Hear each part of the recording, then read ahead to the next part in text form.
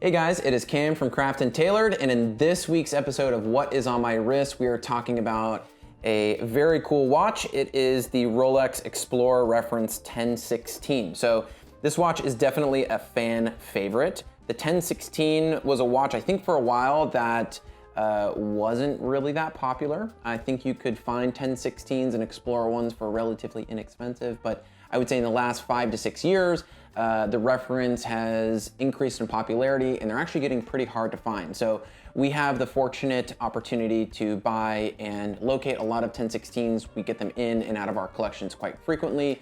You can definitely check out craftandtailor.com. We'll provide a link in the description below to view this and other 1016s, but I wanted to take this opportunity to talk about the 1016 and review a really nice example that we have here in the shop, and to provide a little bit of history about the 1016 and why they're cool and why they are relevant in, I think, kind of today's classic, iconic, vintage watch collecting market.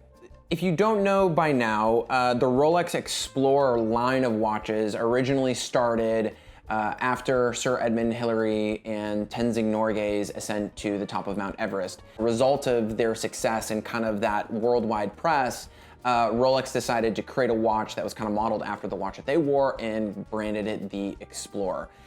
So kind of, I guess, the spirit of the watch and the idea behind the watch was a watch that was housed in an oyster style case, 36 millimeters in size, but a watch that celebrated adventure, exploration, and kind of, again, rode on the coattails of this monumentous expedition to the top of Mount Everest.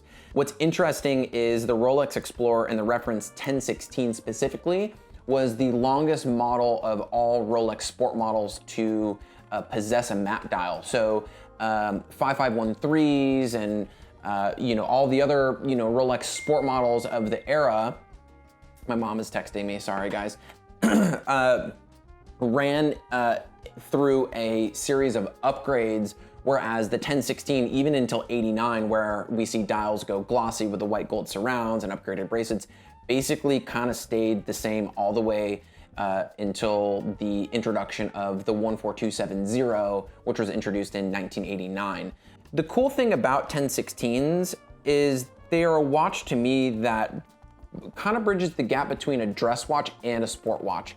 The case is 36 millimeters. My most favorite out of all the 1016 references is the matte dial. I really like the look of a matte dial 1016.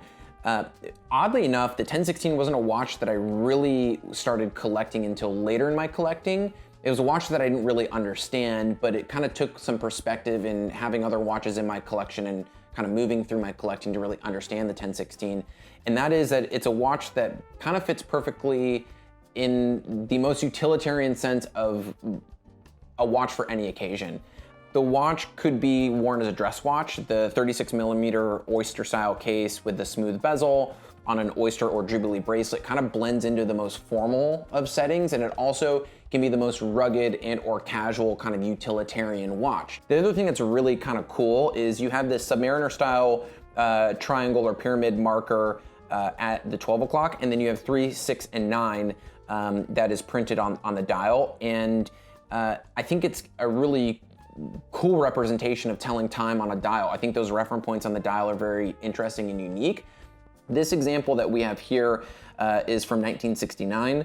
The dial is perfect. There's no scratching or marking on the matte portion of the dial. The tritium lume is taken on a really, really nice kind of creamy patina. Dial the luminous material on the dial and within the hands is matching. So it's nice when everything is original and matching to the piece.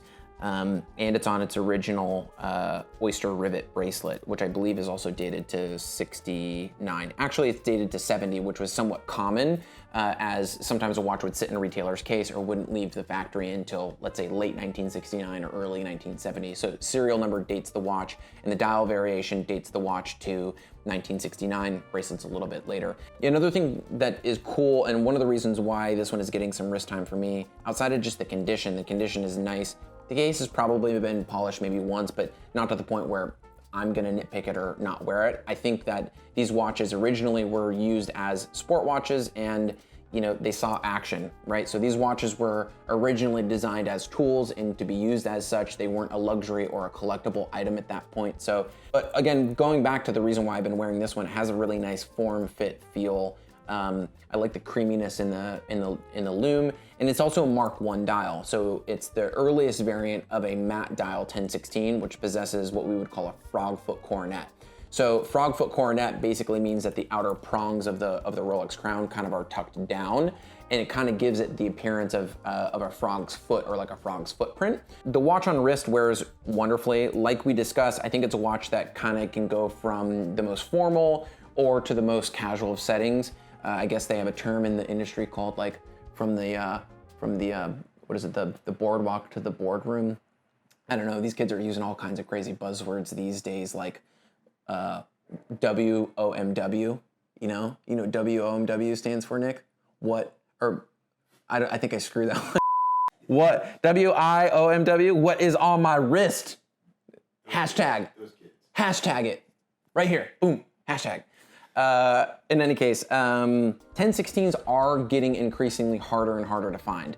As a dealer, I travel the world looking for watches. I manage and build and curate some of the most craziest watch collections, I would say, in the world.